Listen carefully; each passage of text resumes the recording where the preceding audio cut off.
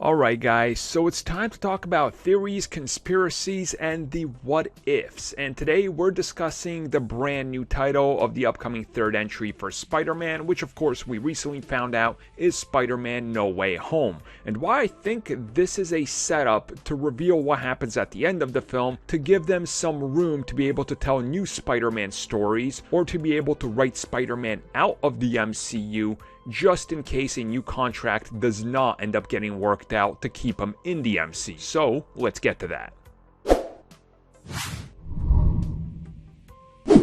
So before we get to this, I'm going to lay out the evidence so far. So the evidence here I'm presenting you is 1. Tom Holland just recently confirmed the third Spider-Man film, Spider-Man No Way Home, is his final contractual standalone film. Now along with that, we know that he has another appearance left in the MCU somewhere, and that's it.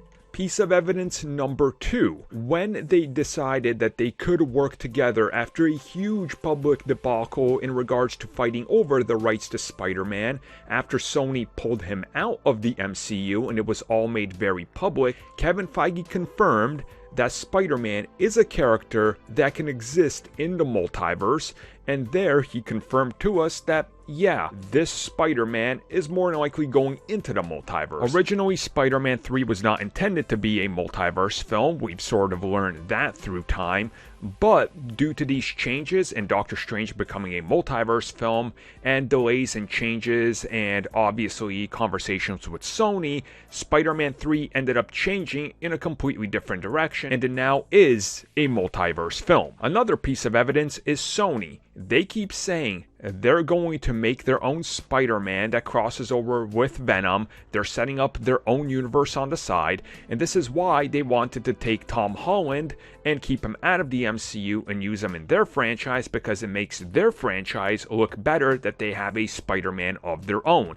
And they kept using the word adjacent and teasing crossovers, but not being directly part of the MCU. Now, another piece of evidence is the title to each Spider-Man film.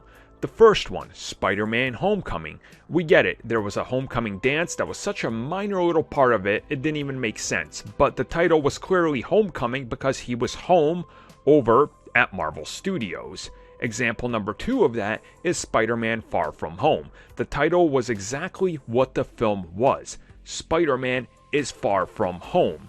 The third one, Spider-Man No Way Home, can be taken 2 ways. The first way is he has no way home because he's being hunted. But that's not true. Doctor Strange could literally just help him out in a pinch, bring over Aunt May, or pause time, or whatever, and they can figure this out. I'm gonna go on a limb here and present you a theory that No Way Home is the ending of the film. As in, what they're going to do at the ending of this film, since it's going to deal with multiverses and everything, is that Spider-Man is going to be left off in a interesting position where we don't exactly know where he's ended up. Like, yes, he's still in New York. Yes, Aunt May is there. His friends are there.